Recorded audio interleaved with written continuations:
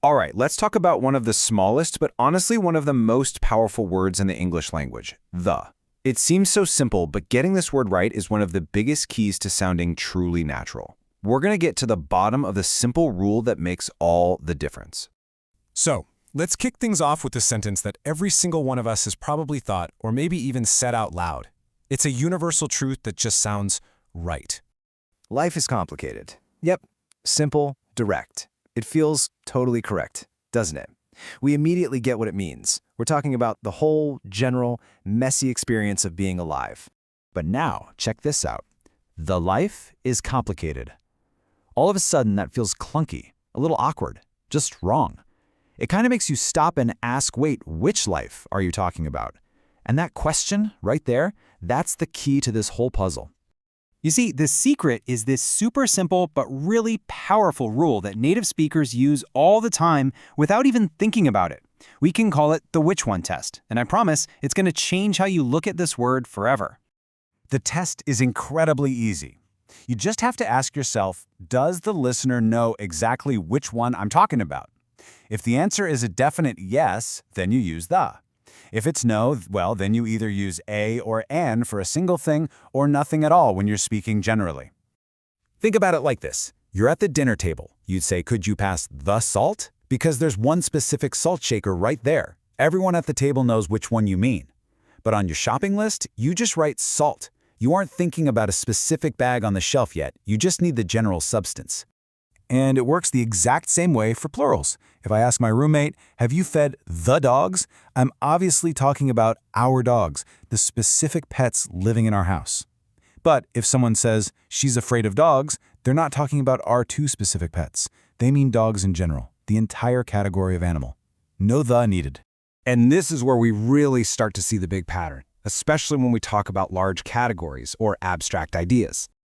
Okay, here's a really common trap. A lot of people think the is a way to say all, but it's actually the complete opposite. The is like a spotlight. It focuses on one specific thing. It doesn't broaden the view to include everything. So you wouldn't say your sister loves the horses unless you're pointing at some specific horses in a field right over there. No, she just loves horses in general. It's the same for books and petrol. When you're making these big, broad statements, you just drop the altogether. So, the rule is simple. The is for specifics. But you knew there was a but coming, right? This is English, of course, and there are a couple of fascinating exceptions where the actually does the exact opposite. That's right. Just when you think you've got it all figured out, English throws a curveball. But don't worry, even these exceptions follow their own clear, predictable patterns. So, here's the first big exception.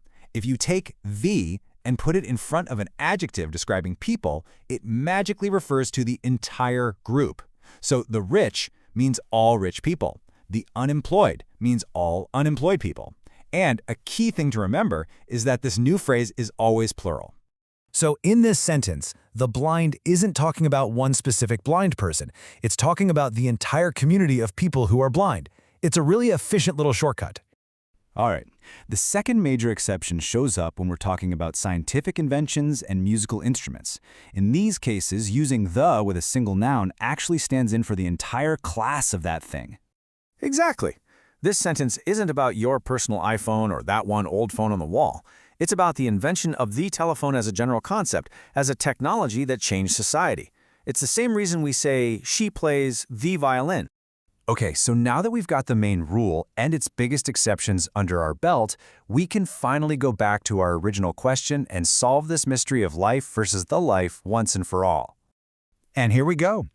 Life, without any article, is that big, abstract, uncountable idea. It's the grand concept of existence itself. But the moment we say, the life of Beethoven, we're not talking about that abstract idea anymore. We've put a frame around it. We're now talking about a specific, countable thing, the unique set of years and experiences that belong to one particular person. And you can see this exact same pattern with other huge ideas. Nature is the whole outdoor world, right? But the nature of my father's work is its specific character. Space is the cosmos, the final frontier.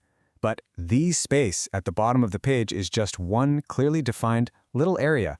That one tiny word completely shifts our view from the universal to the particular. So next time you're about to use the word the, just ask yourself that little question. Which one? It's a tiny habit that reveals this huge difference between talking about everything in general and one thing in particular. And it makes you wonder, doesn't it? What other tiny, everyday words are quietly shaping the way we see the entire world?